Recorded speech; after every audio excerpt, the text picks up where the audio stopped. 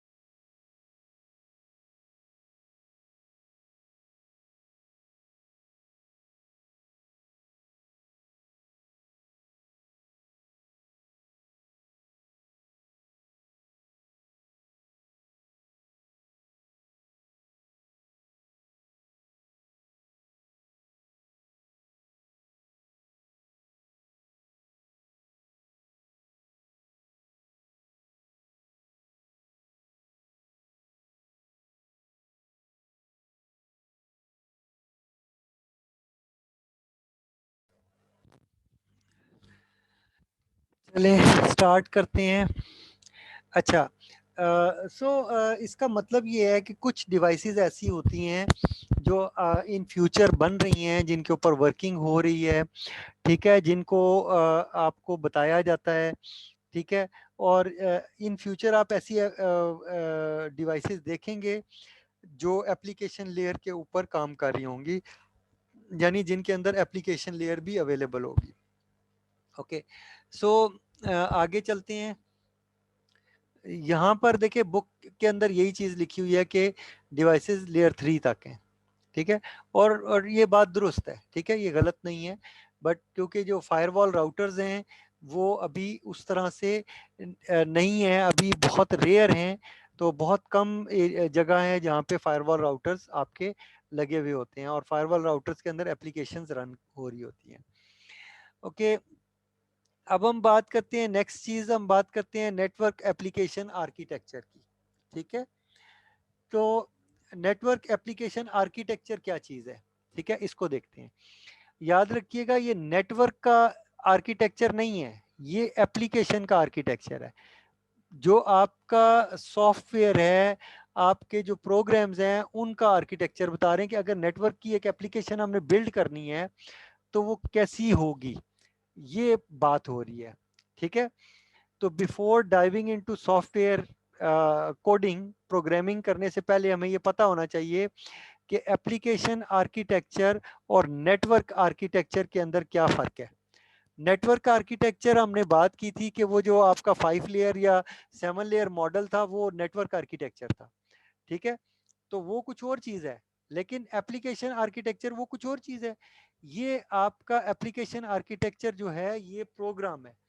ठीक है, ये नेटवर्क एप्लीकेशन आर्किटेक्चर जो है ये आपके प्रोग्राम्स हैं जो हम लिखेंगे। तो हमने प्रोग्रामिंग फिर कैसी करनी है कि एक कंप्यूटर दूसरे कंप्यूटर से इंटरनेट के ऊपर या नेटवर्क के ऊपर कम्युनिकेट कर ले। ठीक है, अभी तक हमने ये देख लिया कि डेटा एक कंप्यूटर से दूसरे कंप्यूटर तक पहुंच जाता है। ठीक है, ट्रांसपोर्ट लेयर इसको कंट्रोल कर लेती है, ये काम ठीक है। यहाँ तक प्रोटोकॉल्स हमने पढ़ लिए, हमने स्टडी कर लिया कि प्रोटोकॉल किस तरह डेटा सेंड और रिसीव करेगा, ये सारा कुछ देख लिया। अब हम बात कर रहे हैं कि भाई एप्लीकेशन क्या करेगी। एक एप्लीकेशन ने एक सॉफ्टवेयर के अंदर, एक एप्लीकेशन के अंदर प्रोसेसेस होंगे और वो प्रोसेस दूसरे प्रोसेस के साथ कम्युनिकेट करेगा, तो कैसे करेगा? दो प्रोग्राम्स आपस में कैसे डेटा इंटरचेंज करेंगे या किस तरह से काम करेंगे, ठीक है। सो वो मैसेजेस इंटरचेंज करते हैं एक्चुअली, ठीक है। तो हम देखते हैं कि ये जो मैसेजेस इंटरचेंज वो करते हैं, इसमें वो किस तरह से वो काम करते हैं, ठीक है। ओके, जो डेवलपर का पर्सपेक्टिव है, जो प्रोग्रामर है या डेवलपर है, वो क्या करता है, वो इसको किस तरह से काम में लाता है, ये देखते हैं, ठीक है। डेवलपर ने क्या करना है, डेवलपर कहता है कि जो नेटवर्क आर्किटेक्चर है is fixed and provides a specific set of services to applications, ठीक है। नेटवर्क आर्किटेक्चर क्योंकि फिक्स है, तो हर लेवल पे कोई ना कोई सर्विस आपको मिल रही होती है, ठीक है। तो ये आपका नेटवर्क आर्किटेक्चर की बात होगी, ठीक है। तो नेटवर्क आर्किटेक्चर डिफाइंड है, पता है कि कौन सी लेयर क्या काम करती है, हमें पता है, ये आपने पढ़ भी लिया हुआ है सारा, ठीक है। सो लेयर की कहानी खत्म, लेयर की अब हम बात नहीं कर रहे। हम बात करते हैं कि अब एप्लीकेशन ने क्या करना है। The application architecture, on the other hand, is designed by application developer and dictates how the application is structured over the various system, ठीक है। तो जो एप्लीकेशन है वो किस तरह से जो है ना डिफरेंट सिस्टम्स के ऊपर चलती है या क्या उसका आर्किटेक्चर होगा, ये है आपका एप्लीकेशन का आर्किटेक्चर, ठीक है।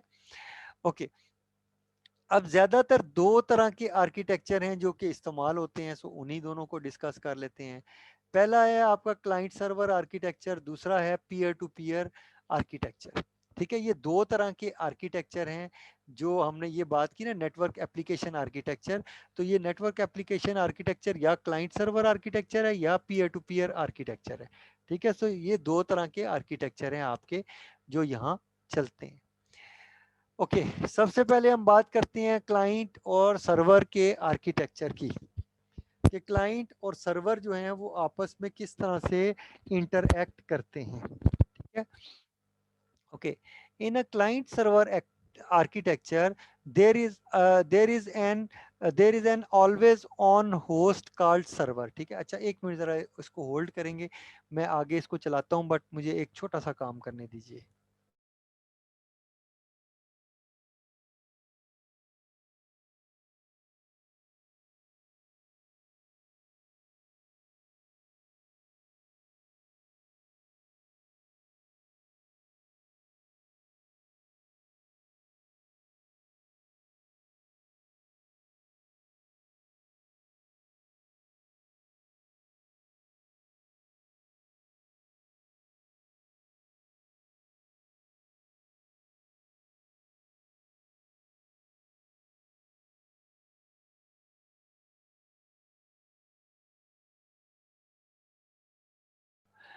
ओके स्टूडेंट्स, कंटिन्यू करते हैं हम आगे, ठीक है। सॉरी, ये थोड़ा सा मैं ज़रा जो जूम सेशन था उसको ज़रा सेव कर रहा था, तो इस वजह से मैंने थोड़ा सा टाइम ले लिया।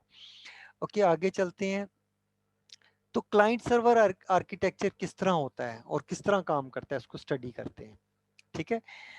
अच्छा, इसके अंदर एग्जांपल आपकी ले ली है, यानी वो कहते हैं कि in client server architecture there is always on host called a server, ठीक है। तो ये आपको सर्वर की बात की, विच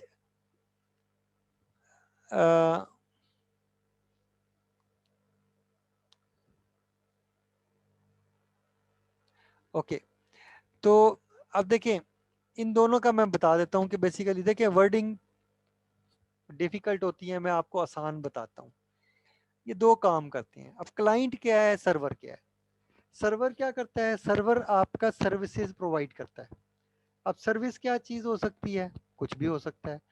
मसलन जो वेब की सर्विस है, वेब की सर्विस ये है कि वेब का का जो डेटा है उसको इंटरचेंज किया जाए बिटवीन वेब के क्लाइंट और वेब का सर्वर के दरमियान। तो वो एक प्रोटोकॉल ये काम करता है, ठीक है। जो प्रोटोकॉल ये काम करता है उसको सर्विस बोलते हैं, ठीक है। अब वो सर्विस कौन सी होती है? HTTP, जैसा कि यहाँ पे लिखा हुआ है कि सर्विस होती है, ठीक है। तो ये जो लिखा हुआ है ना, विच सर्विस रिक्वेस्ट, ठीक है। तो ये सर्विस जो है वो वाली सर्विस है। सो HTTP क्या है? वो एक प्रोटोकॉल है जो सर्विस प्रोवाइड करता है। कौन सी? हाइपर टेक्स्ट को ट्रांसफर करने की सर्विस प्रोवाइड करता है, ठीक है। इसी तरह जो DNS है, डोमेन नेम सर्वर जो है, या जो डोमेन नेम सिस्टम है, वो क्या करता है? वो नेम को आईपी में और आईपी को नेम में रिजॉल्व करने की सर्विस आपको प्रोवाइड करता है। आप उसको आईपी देते हैं, वो आपको नेम बता देता है कंप्यूटर का। आप उसको नेम बता कहते हैं यार इसका आईपी मुझे बता दो, वो आपको आईपी बता देता है। तो डीएनएस का ये काम है, ठीक है। सो डीएनएस क्या करता है? नेमिंग की सर्विस प्रोवाइड करता है। मिसाल दे रहा हूं ना ताकि आपको समझ आए कि यार ये क्लाइंट सर्वर आर्किटेक्चर है क्या भला, ठीक है। तो आपको क्लियर पता हो, ठीक है। ओके, इसी तरह और मिसाल देता हूं, ठीक है। अब फर्ज करें एक आपका कंप्यूटर है जिसके साथ एक प्रिंटर अटैच्ड है, और उस कंप्यूटर के ऊपर जो प्रिंटिंग की सर्विस है वो हम नेटवर्क के ऊपर प्रोवाइड कर रहे हैं। कोई भी कंप्यूटर नेटवर्क के जरिए उस प्रिंटर को प्रिंट भेज सकता है। तो वो कंप्यूटर जिसके साथ प्रिंटर अटैच्ड है वो प्रिंट सर्वर है, और वो कौन सी सर्विसेज प्रोवाइड कर रहा है? प्रिंटिंग की। क्लियर होगी बात? सो सर्विसेज का समझ आ गया कि मैं क्या बात कर रहा हूँ और क्या चीज होती है। सो क्लाइंट सर्वर के अंदर जो सर्वर होता है वो कोई ना कोई सर्विस प्रोवाइड कर रहा होता है। इसी तरह ईमेल का अगर सर्वर होगा तो वो क्या करेगा? वो मेल की सर्विसेज प्रोवाइड करेगा। सिंपल, ठीक है। अगर एफटीपी होगा, फाइल ट्रांसफर प्रोटोकॉल होगा, तो जो वो क्या कौन सी सर्विसेज प्रोवाइड कर रहा है? फाइल की। यानी वो फाइल सर्वर के ऊपर फाइल्स पड़ी हुई हैं और आप उन फाइल्स को डाउनलोड कर सकते हैं, तो वो फाइल सर्वर है, ठीक है। सो इस तरह से बहुत सारी चीज़ें आपकी हो जाती हैं, ठीक है। तो उम्मीद है ये आपको क्लियर हो गया होगा, ठीक है। तो क्लाइंट सर्वर आर्किटेक्चर की बात हम कर रहे थे। When a server receives a request from an object, ठीक है। sorry, when a web server receives a request from an object of a client host, it responds by sending the requested object to the client या host, ठीक है। तो अब देखिए कैसे working कैसे होगी। वेब ब्राउजर के थ्रू क्लाइंट जो है रिक्वेस्ट करेगा सर्वर को कि मुझे जो है ना वो रिक्वेस्ट करेगा, ठीक है। जो वो डेटा सेंड करेगा दैट इज रिक्वेस्ट, यानी वो एक मैसेज सेंड करेगा, ठीक है, सर्वर की तरफ कि मुझे कोई चीज दे दो। मसलन जो चीज वो मांगेगा उस चीज को हम कह रहे हैं ऑब्जेक्ट। वो ऑब्जेक्ट क्या हो सकता है? वो ऑब्जेक्ट यानी मैसेज हो सकता है, ठीक है। कोई फाइल हो सकती है, कोई ऑडियो की या वीडियो की फाइल हो सकती है, टेक्स्ट फाइल हो सकती है, कुछ भी हो सकता है, ठीक है। सो कंप्यूटर क्या करता है? रिक्वेस्ट करता है। क्लाइंट क्या करता है? क्लाइंट रिक्वेस्ट करता है। और सर्वर क्या करता है? सर्वर उस रिक्वेस्ट का रिस्पॉन्स करता है। क्लियर है?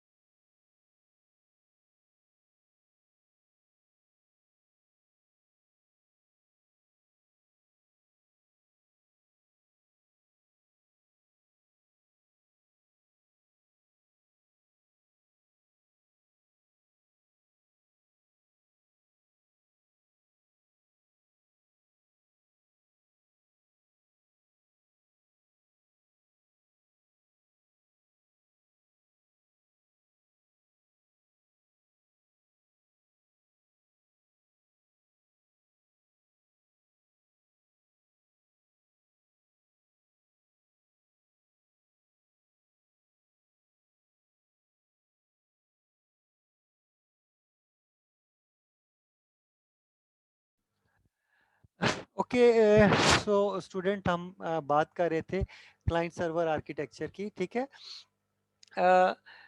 जो क्लाइंट सर्वर आर्किटेक्चर में जो सर्वर होता है वो एक ऐसा कंप्यूटर होता है जिसके ऊपर फिक्स्ड आईपी एड्रेस होता है, ठीक है। एक बात ये भी उसकी इंपॉर्टेंट है, ठीक है। याद रखिएगा, सर्वर का आईपी एड्रेस फिक्स नहीं होगा तो उसके नुकसान क्या होगा, आप उसको कनेक्ट ही नहीं कर सकते। क्लाइंट का आईपी एड्रेस बेशक डीएचसीपी के थ्रू हो, कोई मसला नहीं है। अगर उसका आईपी एड्रेस चेंज होता रहेगा तो फर्क कोई नहीं पड़ेगा, लेकिन सर्वर का जो आईपी एड्रेस है वो फिक्स्ड होना चाहिए, ठीक है। आपको याद है कि जब हम लोगों ने वर्चुअल मशीन के अंदर आपका विंडोज 2019 सर्वर जो है कॉन्फ़िगर किया था, तो हमने उसके अंदर आईपी, मैंने पहला असूल आपको ये बताया था कि सर्वर के अंदर आईपी एड्रेस आपने फिक्स करना है। ये पहला असूल मैंने आपको बताया था, ठीक है। और मैंने आपको कहा था कि अगर आपने ये नहीं किया तो वो सर्वर नहीं होगा, ठीक है। तो ये ज़रूरी था। दूसरा, जो अगर माइक्रोसॉफ्ट की बात करें तो वो एनटीएफएस का पार्टीशन होना चाहिए वगैरह वगैरह, ठीक है। सो याद रखिएगा, फाइल सिस्टम जो रिक्वायर्ड है, तब कुछ रिक्वायरमेंट होती हैं सर्वर्स की या सॉफ्टवेयर की, तो वो पूरी करनी पड़ती हैं। सो यहाँ पर वही बात बताई गई है कि सर्वर का जो आईपी एड्रेस होता है, ठीक है, जो सर्वर का आईपी एड्रेस होता है वो फिक्स्ड होता है, यानी स्टैटिक होता है, ठीक है।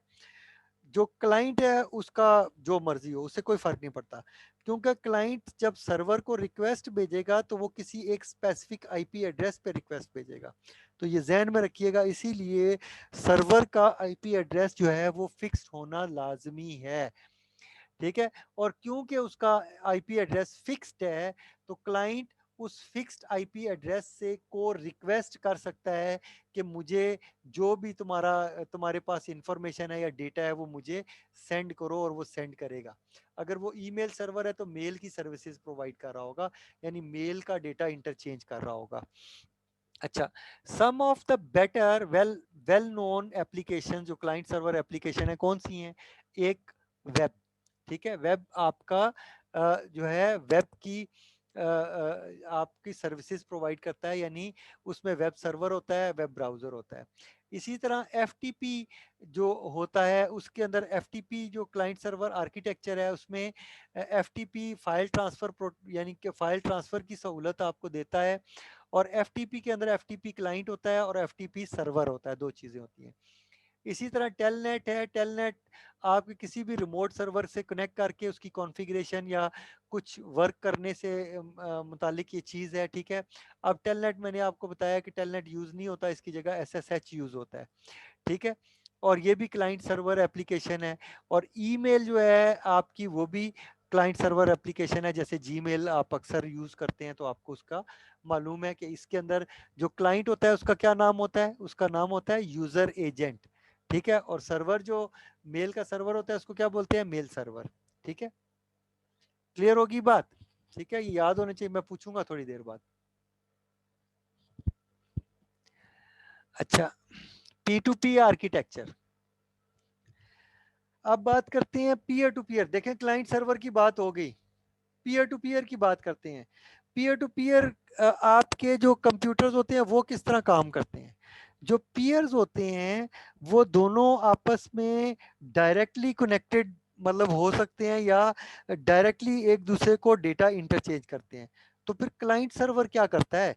क्लाइंट सर्वर में क्या होता है कि क्लाइंट जो है ये सर्वर को डेटा देता है, और सर्वर जो दूसरे क्लाइंट को, यानी सेंडर जो ने डेटा सर्वर को नहीं सेंड किया होता, एक दूसरे क्लाइंट को सेंड किया होता है। तो जैसे मेल है, ठीक है, मैंने मेल जो है जीमेल को नहीं सेंड की होती, बल्कि मैं फर्ज करें मैं a.a@gmail, फर्ज करें मैं s@gmail.com हूँ, और फर्ज करें आप में से कोई जो है a@gmail.com है। तो एस ने जब डेटा ए की तरफ सेंड किया है तो वो मैंने तो जीमेल के सर्वर को तो नहीं सेंड किया, लेकिन क्योंकि क्लाइंट सर्वर आर्किटेक्चर है तो डेटा जो है एस जो है जब मेल सेंड करेगा तो मेल जो है वो जीमेल के सर्वर के पास जाएगी और सर्वर जो है वो आगे फॉरवर्ड करेगा और सर्वर ये चेक करेगा सिक्योरिटी के अंदर कि एस को एस को ये इजाज़त है कि वो ए को मेल सेंड कर सके या नहीं, और अगर उसको इजाज़त है तो वो मेल को फॉरवर्ड करेगा, अदरवाइज एस को वो एरर दे देगा, वो कहेगा भाई तुम ए को मेल नहीं सेंड कर सकते। ठीक है, या एक्सेस डिनाइड का या कोई भी आपको मैसेज इस तरह का आ जाएगा। ठीक है, सो ये इस तरह की वर्किंग होती है आपकी जो क्लाइंट सर्वर होती है। और पीयर टू पीयर में क्या होता है, एक कंप्यूटर जो है वो दूसरे कंप्यूटर के साथ डायरेक्टली कनेक्टेड होता है, वो जितना मर्जी दूर हो। फर्ज करें एक कंप्यूटर बहुत दूर है तो वो डायरेक्टली कनेक्टेड होता है। ठीक है, सो डायरेक्टली कनेक्टेड जो एप्लीकेशंस होती हैं वो पी टू पी एप्लीकेशंस कहलाती हैं। ठीक है, मसलन उसके अंदर एग्जांपल आपकी आ जाती है, बिट टॉरेंट आ जाता है। ठीक है, बिट टॉरेंट क्या करता है, वो उसके अंदर एक क्लाइंट दूसरे क्लाइंट के साथ कनेक्टेड होता है और एक क्लाइंट मल्टीपल क्लाइंट्स के साथ भी टाइम डिवीजन करके कनेक्ट हो सकता है। ठीक है, और इसके अलावा बिट टॉरेंट के अलावा यानी बिट टॉरेंट में आप क्या करते हैं, फाइल शेयरिंग करते हैं, किसी फाइल को डाउनलोड करते हैं या अपलोड कर सकते हैं। ठीक है, ये इस तरह का काम आप कर सकते हैं। इसी तरह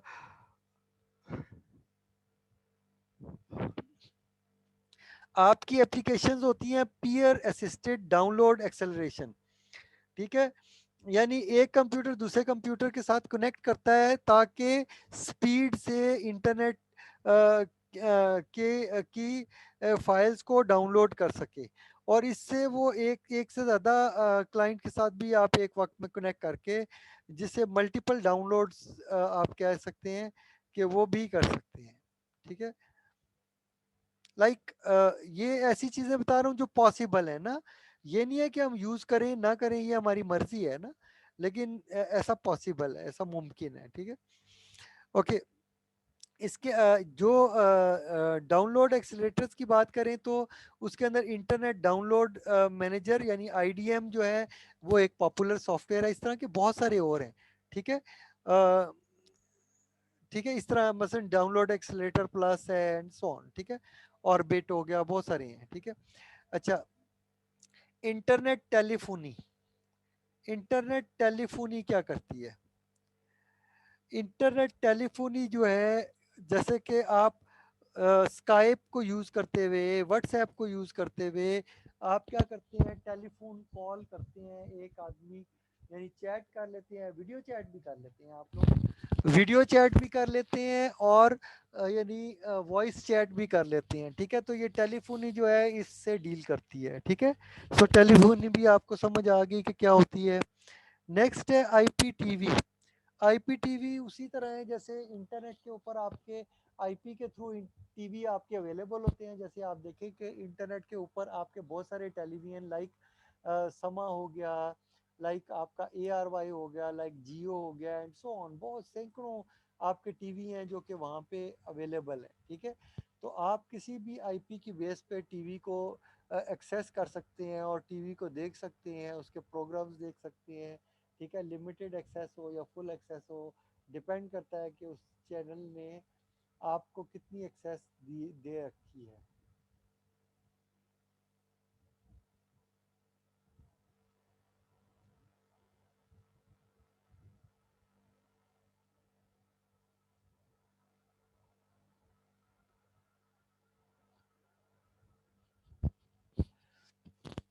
ओके, सो अब हमें दो तरह की आर्किटेक्चर यानी क्लाइंट सर्वर आर्किटेक्चर और पीयर टू पीयर दो तरह के आर्किटेक्चर हमने देख लिए। अगर इस डायग्राम को अगर आप देखें गौर से तो इस डायग्राम के अंदर आपका क्लाइंट सर्वर आर्किटेक्चर भी है और पीयर टू पीयर आर्किटेक्चर भी है। ठीक है, तो आप देखें कि क्लाइंट सर्वर आर्किटेक्चर में क्या है कि ये आप देखें, ये जो क्लाइंट है ये वाला कंप्यूटर, ये कंप्यूटर इस सर्वर के साथ कनेक्टेड है, इसी तरह ये क्लाइंट जो है ये भी सर्वर के साथ कनेक्टेड है और ये वाला क्लाइंट भी इस सर्वर के साथ कनेक्टेड है। सो इस सर्वर के साथ बहुत सारे कंप्यूटर कनेक्टेड है, ये इसका क्लाइंट है। ठीक है, इसी तरह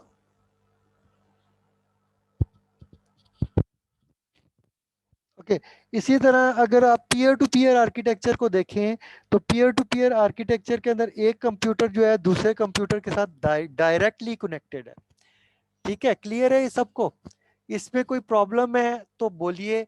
आपको अगर कोई इन दोनों आर्किटेक्चर के अंदर यानी पीयर टू पीयर और क्लाइंट सर्वर में कोई चीज पूछनी है तो यू कैन आस्क। ठीक है, ताकि हम इसके बाद इससे आगे चले मजीद। ठीक है, तो 2 मिनट आपको इस चीज के लिए हैं कि आप सोचें और क्वेश्चन पूछ लें। ठीक है, अदरवाइज आगे चल के हम क्वेश्चन आपसे पूछे जाएंगे।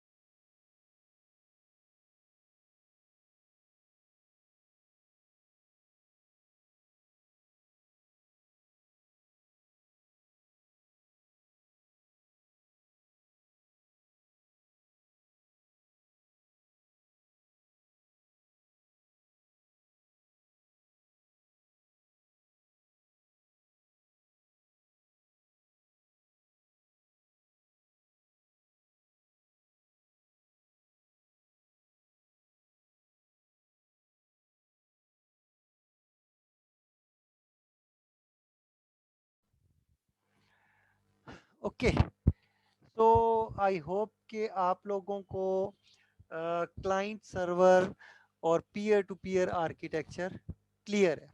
चलें जनाब, आगे चलते हैं। अब हमने जब प्रोग्राम लिखने हैं वो इन्हीं दोनों आर्किटेक्चर के लिए लिखने हैं। प्रोसेस लेवल कम्युनिकेशन, ठीक है, इसको देखते हैं कि ये क्या चीज है। Before building your network application, you also need a basic understanding of how the programs running in multiple end systems communicate with each other. ठीक है, in the field of operating system it is not actually programs but processes that communicate. तो operating system के अंदर अगर हम देखें तो programmes जो हैं वो कम्युनिकेट नहीं करते बल्कि प्रोसेसेस कम्युनिकेट करते हैं, इसीलिए प्रोसेस की बात करते हैं कि एक एप्लीकेशन के अंदर प्रोसेस होता है जो कि दूसरे प्रोसेस के साथ कम्युनिकेट कर रहा होता है। ठीक है, एक से ज्यादा प्रोसेसेस भी हो सकती हैं। प्रोसेस क्या है? एक प्रोसेस एक ऐसा प्रोग्राम है जो कि रैम के अंदर पड़ा हुआ है और वो इस वक्त एग्जीक्यूट हो रहा है। अगर वो रैम के अंदर नहीं एग्जीक्यूट हो रहा तो इसका मतलब है वो प्रोसेस नहीं है, तो फिर वो कहाँ होगा? वो डिस्क में पड़ा हुआ होगा, तो वो उसको हम प्रोग्राम बोल देंगे। When processes are running on the same system, they can communicate with each other with inter-process communication. ठीक है, अगर एक ही सिस्टम में वो रन हो रहे हो तो वो इंटर प्रोसेस कम्युनिकेशन से कम्युनिकेट करते हैं using rules that are governed by the end systems operating systems, हो जाते हैं। ठीक है, but we are not interested in how processes in the same host communicate, but instead in how processes running on different hosts with potentially different operating system communicate with each other. ठीक है, सो हम ये बात करना चाहते हैं। Okay, तो processes on two different end system communicate with each other by exchanging messages across the computer network. ये बात मैं आपको पहले भी बता चुका हूँ, ठीक है। तो कंप्यूटर कैसे कम्युनिकेट करते हैं, एक कंप्यूटर जो है दूसरे की तरफ मैसेज सेंड करता है, फिर दूसरा कंप्यूटर पहले की तरफ मैसेज सेंड करता है, और ये चीज हमने ट्रांसपोर्ट लेयर के ऊपर भी ये चीजें हमने देखी थी, ठीक है। A sending process creates and sends message into the network, ठीक है। सेंडर क्या करता है, मैसेज सेंड करता है नेटवर्क पे। A receiving process receives the message and possibly responds by sending message back, ठीक है। सो इस तरह से काम होता है। फिगर 2.1 इसके बारे में बताती है। ये आपकी फिगर 2.1 ऊपर हम देख चुके हैं, ठीक है, वो हम डिस्कस कर चुके हैं, उसको नहीं करेंगे, okay. A network application consists of pair of processes that send messages to each other over a network, ठीक है। सो दो प्रोसेसेस हैं जो एक दूसरे को मैसेजेस ट्रांसफर कर रही हैं। वेब एप्लीकेशन में जो क्लाइंट है आपका ब्राउज़र है, वेब ब्राउज़र जो है वेब सर्वर की तरफ डेटा सेंड कर रहा होगा, और वेब सर्वर जो है वो वेब ब्राउज़र की तरफ डेटा सेंड कर रहा होगा। इस तरह से ये पेयर की सूरत में ये काम करते हैं, ठीक है। The process that initiates the communication, ठीक है, जो वो प्रोसेस जो कम्युनिकेशन इनिशिएट करता है उसे हम क्लाइंट बोलते हैं। The the process that awaits to be connected to begin session is called server. Server जो है वो लिसन कर रहा होता है, वेट कर रहा होता है कि कोई क्लाइंट जो है उसको डेटा सेंड करे और वो उसका जवाब उसको दे, ठीक है। और सर्वर जो होते हैं वो कैसे लिसन करते हैं, वो सॉकेट के ऊपर लिसन करते हैं, ठीक है। सॉकेट क्या चीज होती है, जो ये देखिए यहाँ पर ये लिखा हुआ है, हर प्रोसेस के साथ एक सॉकेट है, ठीक है। सॉकेट क्या चीज है, सॉकेट की समझ लें। सॉकेट एक आपका कंप्यूटर के अंदर आईपी एड्रेस और पोर्ट नंबर को जब मिला के हम उसके ऊपर प्रोग्राम लिखते हैं, यानी इन दोनों को जब यूज करते हैं तो हम कहते हैं इट इज अ सॉकेट। तो एक कंप्यूटर जो है सॉकेट की तरफ डेटा भेजता है। इससे फायदा क्या होता है, देखिए सॉकेट में दो चीजें हैं, आईपी एड्रेस, आईपी एड्रेस की बेस पर डेटा जो है कंप्यूटर तक पहुंच जाता है। अब कंप्यूटर ने ये डिसाइड करना है कि ये डेटा किस एप्लीकेशन का है, तो वो कैसे करता है, वो उसको पोर्ट बताती है कि फलानी पोर्ट को डेटा दे देना है, तो वो क्या करता है, वो उस पोर्ट पे डेटा रख देता है। पोर्ट क्या है, रैम के अंदर जगह है। सो जब उस पोर्ट के ऊपर डेटा रख दिया जाता है तो उस पोर्ट के जो डेटा है उसको सिर्फ एक एप्लीकेशन जो है एक्सेस कर सकती है। अगर क्लाइंट सर्वर होगा तो जो है एक तरफ क्लाइंट है और एक तरफ सर्वर है, और वो पोर्ट्स को यूज कर रहे होंगे। क्लाइंट अपनी पोर्ट यूज करेगा, सर्वर अपनी पोर्ट यूज करेगा, ठीक है। इसी तरह अगर पीयर टू पीयर होंगे तो दोनों तरफ कोई ना कोई पोर्ट यूज होगी। सो एक पोर्ट जो है वो यानी कंप्यूटर जो होता है वो किसी स्पेसिफिक आईपी और पोर्ट की तरफ डेटा सेंड कर रहा होता है, ठीक है। इस तरह से कम्युनिकेशन होती है। आगे चलते हैं। A process sends messages into a receiver messages from the network through a software interface called socket, ठीक है, ये मैं आपको बता चुका हूँ। और एक सॉकेट के लिए यानी आईपी और पोर्ट के ऊपर प्रोग्राम लिखने को हम कहते हैं सॉकेट प्रोग्रामिंग, ठीक है।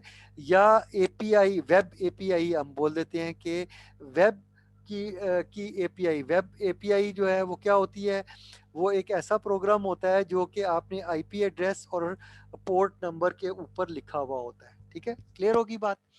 सो ये प्रोग्रामिंग के अंदर पढ़ेंगे, यहाँ हम प्रोग्रामिंग के को डिस्कस नहीं करेंगे। A socket is the interface between the application layer and the transport layer within a host, ठीक है। सो इस तरह से ये काम करेगा, ठीक है। तो सॉकेट जो होती है यानी ये जो कंप्यूटर है जब डेटा सेंड करेगा तो इस सॉकेट की तरफ देखेगा। इस सॉकेट के अंदर आईपी एड्रेस, इस कंप्यूटर का आईपी एड्रेस और पोर्ट नंबर होगा जो इस प्रोसेस का पोर्ट नंबर जो इस प्रोसेस को यूज, तो ये क्या करेगा, ये इस सॉकेट को डेटा यहाँ से भेजेगा तो इसको रिसीव होगा और ये इस प्रोसेस को देगा, ठीक है। इसी तरह ये प्रोसेस जब इधर डेटा सेंड करेगा तो ये इस सॉकेट को भेजेगा, ठीक है। सो ये एक आईपी होगा और पोर्ट होगा, और यहाँ पे कई ऐसे प्रोसेस होंगे, यहाँ पे भी एक प्रोसेस होगा, सॉकेट होगी, एक यानी दूसरा प्रोसेस और सॉकेट होगा, तीसरा प्रोसेस और सॉकेट होगा। जब ये डेटा सेंड करेगा तो हो सकता है पहले प्रोसेस की तरफ भेजे या दूसरे की तरफ या तीसरे की तरफ, तो जिस प्रोसेस की तरफ भेजेगा तो उस प्रोसेस की सॉकेट की तरफ डेटा भेजेगा। क्लियर हो गई बात, ठीक है। सो विंडोज के अंदर अगर हम इस प्रोग्रामिंग को करेंगे तो उसके लिए एक लाइब्रेरी होती है जिसे विनसॉक लाइब्रेरी बोलते हैं, और आप एपीआई बनाते हैं, यानी एप्लीकेशन प्रोग्रामिंग इंटरफेस के जरिए से ये प्रोग्राम बनाते हैं, और एपीआई के अंदर आपके फंक्शंस मौजूद होते हैं जिनको यूज करते हुए आप कनेक्टिविटी ले लेते हैं नेटवर्क की। नेटवर्क के जो प्रोग्राम होते हैं वो ऑलरेडी लिखे हुए होते हैं, आप उनको यूज करते हैं, कॉल करते हैं, ठीक है। आप खुद क्रिएट नहीं करते प्रोग्राम कोई भी। Transport side is the choice of transport protocol, ठीक है। अच्छा, the only control application layer के ऊपर क्या कंट्रोल करते हैं आप? ट्रांसपोर्ट लेयर साइड क्या करते हैं कि number one, the choice of transport layer. तो आप ये चॉइस करते हैं कौन सा ट्रांसपोर्ट लेयर प्रोटोकॉल आप यूज करेंगे, यूडीपी या TCP. Perhaps the ability to fix the few transport layer parameters such as maximum buffer, maximum segment size, ये हैंडशेकिंग मैंने आपको बताया था कि ये होती है आपका जब सेशन इस्टेब्लिश होता है एप्लीकेशन के अंदर, तो ये सारा कुछ होता है यहाँ पे एप्लीकेशन लेवल पे ये काम होता है। एप्लीकेशन लेयर के जो प्रोटोकॉल्स हैं उनकी बात करते हैं, वो किस तरह के होंगे। तो वो बेसिक एप्लीकेशन लेयर प्रोटोकॉल, यानी इन particular an application layer protocol defines क्या क्या चीजें करते हैं। नंबर दो काम वो करते हैं, एक के रिक्वेस्ट करेंगे, request messages and response messages. यानी जो क्लाइंट होगा, यानी जो क्लाइंट जो है सर्वर को रिक्वेस्ट करेगा और सर्वर जो है उसको रिस्पांस करेगा, यानी क्लाइंट सर्वर आर्किटेक्चर के अंदर। और अगर पीयर टू पीयर आर्किटेक्चर होगा, पी टू पी आर्किटेक्चर के अंदर एक कंप्यूटर दूसरे कंप्यूटर को रिक्वेस्ट भेजेगा और दूसरा कंप्यूटर उसको रिस्पॉन्ड करेगा, लेकिन अगेन यहाँ पे कोई क्लाइंट सर्वर नहीं होगा, दोनों कंप्यूटर इक्वलेंट होंगे और हर कंप्यूटर अपनी सिक्योरिटी को खुद मैनेज करेगा।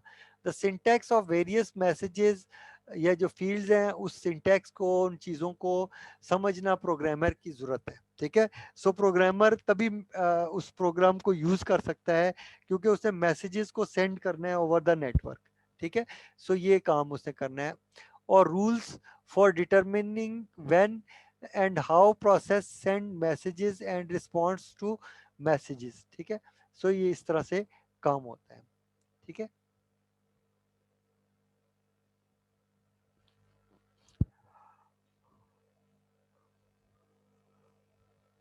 ओके, सो अब आपने ये देख लिया कि सॉकेट के थ्रू किस तरह कम्युनिकेशन होती है। वेब एप्लीकेशन की मिसाल आपने दे दी। वेब एप्लीकेशन में मैंने आपको बताया कि वेब का जो क्लाइंट है, ब्राउज़र जो है वो क्या करेगा, वो वेब सर्वर की तरफ डेटा सेंड करेगा। और वेब सर्वर जैसे कि कोई अपाची एक वेब सर्वर है, माइक्रोसॉफ्ट का इंटरनेट इंफॉर्मेशन सर्वर IIS जो है आपका वेब सर्वर है, तो किसी वेब सर्वर की तरफ आप डेटा सेंड करेंगे और वेब सर्वर जो है आपको जो पेज आपको रिक्वेस्ट आप कर रहे होंगे वो आपको प्रोवाइड करेगा। और वेब सर्वर जो प्रोटोकॉल यूज़ करता है वो HTTP है, यानी HTTP की सर्विस वो यूज़ करता है, यानी हाइपर टेक्स्ट को वो ट्रांसफ़र करता है।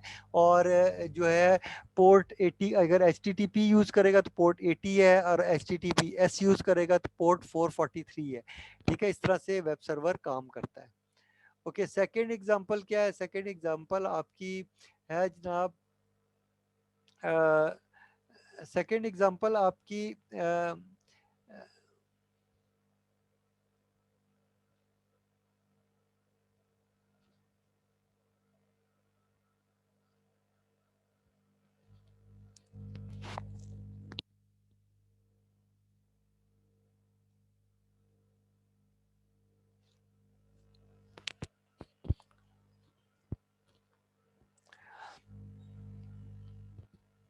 ओके, मेल की अगर हम बात करें तो मेल ट्रांसफर करने, मेल सेंड करने के लिए ये प्रोटोकॉल SMTP यूज होता है। IMAP जो है वो मेल को जो है रिट्रीव करने के लिए यूज होता है। IMAP प्रोटोकॉल और पॉप प्रोटोकॉल मेल रिट्रीव करते हैं। पॉप IMAP जो है वो कॉपी डाउनलोड करता है मेल की, और पॉप जो है उसको सर्वर से डिलीट कर देता है और डाउनलोड कर लेता है मैसेजेस को। तो ये डिफरेंस है, याद रखिएगा। IMAP और पॉप के दरमियान डिफरेंस आपको पता होना चाहिए।